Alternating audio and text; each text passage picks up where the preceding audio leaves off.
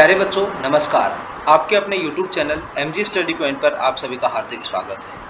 आज के इस वीडियो में हम डिस्कस करेंगे क्लास 10th का जो फर्स्ट चैप्टर है रियल नंबर्स। हम क्लास 10th के सभी चैप्टर्स को वन बाय वन डिस्कस करेंगे।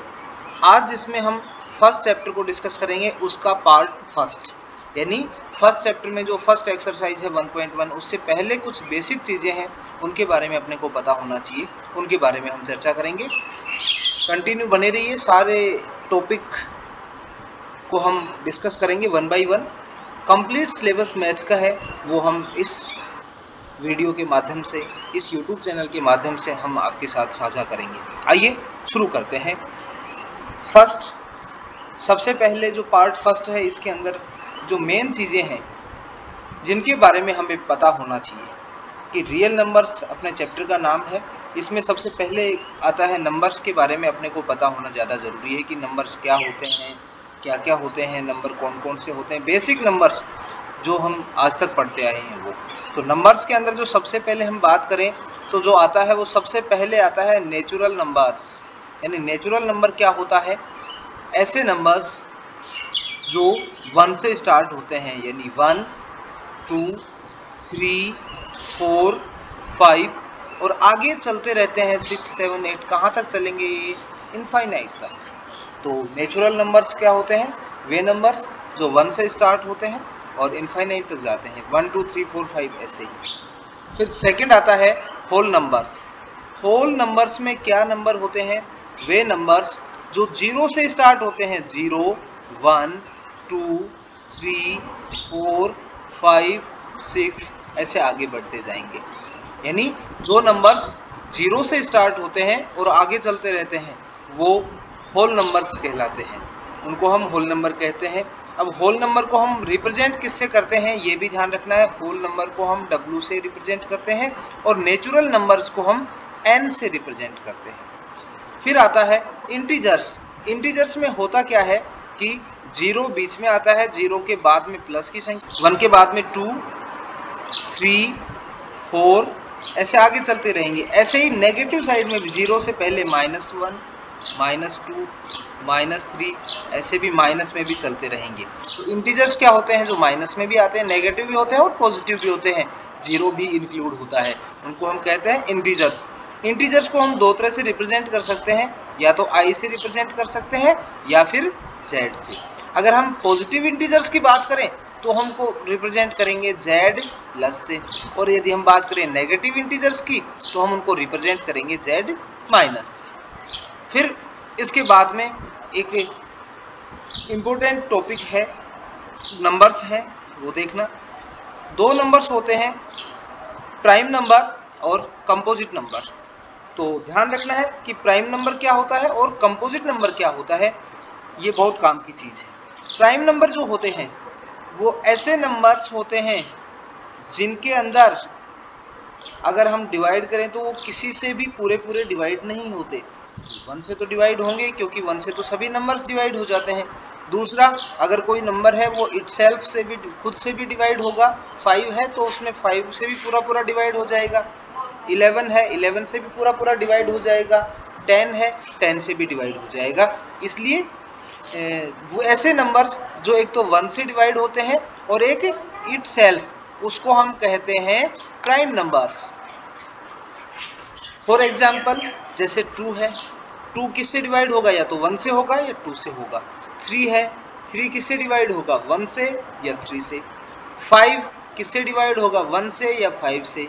7 हो गया, 11 हो गया। 9 नहीं आएगा इसमें, क्यों? क्योंकि 9 में 1 से भी डिवाइड होता है, 3 से भी डिवाइड होता है। अब कंपोजिट नंबर्स क्या होते हैं ये ध्यान रखना है। कंपोजिट नंबर्स वे नंबर्स होते हैं जो एक और खुद के अलावा किसी से और किसी अन्य नंबर से भी डिवाइड होते हैं। जैसे मान लो 4 ले लेते हैं, 4 किस किस से डिवाइड हो रहा है? 1 से, 2 से और 4 से। तो ये 2 से भी डिवाइड हो रहा है, इसलिए ये कैसा नंबर है? Composite number.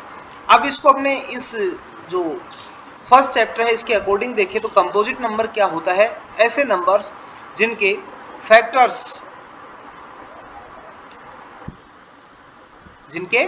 फैक्टर्स 2 या 2 से अधिक होते हैं। ठीक है, प्राइम, इसके एक शब्द जोड़ देते हैं इनके साथ में, प्राइम फैक्टर्स। इनके प्राइम फैक्टर्स जो होते हैं ना वो 2 या 2 से अधिक होते हैं, क्योंकि फैक्टर में एक तो 4 इटसेल्फ आ जाएगा ना। तो अब इनके प्राइम फैक्टर करेंगे तो कोई ना कोई नंबर्स होगा प्राइम नंबर, या इनके अलावा होगा, खुद के अलावा, खुद और 1 के अलावा कोई भी हो सकता है। तो प्राइम नंबर क्या होंगे उनके, अगर हम फैक्टर करेंगे तो फैक्टर में केवल खुद आएगा और 1, इसके अलावा कोई नहीं आएगा। इनके अलावा कोई और फैक्टर आ जाए तो हम उसको कंपोजिट नंबर कहेंगे। जैसे मान लो 8 है, 8 को हम डिवाइड कर तो किस किस से डिवाइड होगा, 1 से, 2 से, 4 से और 8 से। देखो ये एक प्राइम नंबर 2 और आ गया इसमें ना, जिससे ये कंप्लीट डिवाइड हो रहा है। इसके फैक्टर कितने हो गए अलग अलग, इसलिए हम कह सकते हैं कि ये कंपोजिट नंबर है।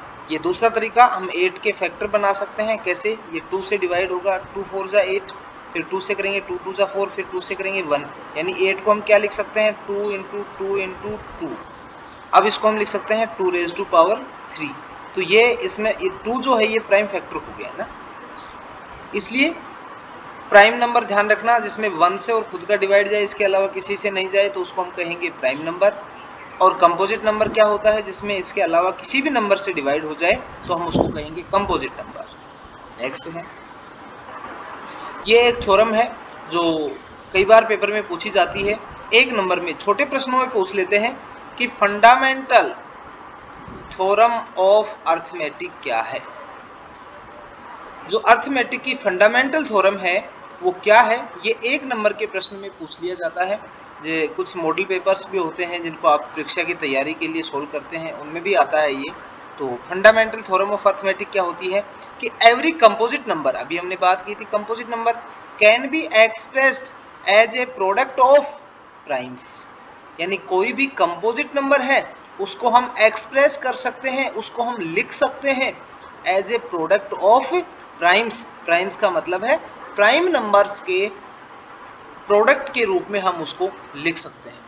And this factorization is unique, यानी ये जो फैक्टराइजेशन होगा ये यूनिक होगा, एक ही होगा, इसके अलावा कोई दूसरा तरीका नहीं होगा।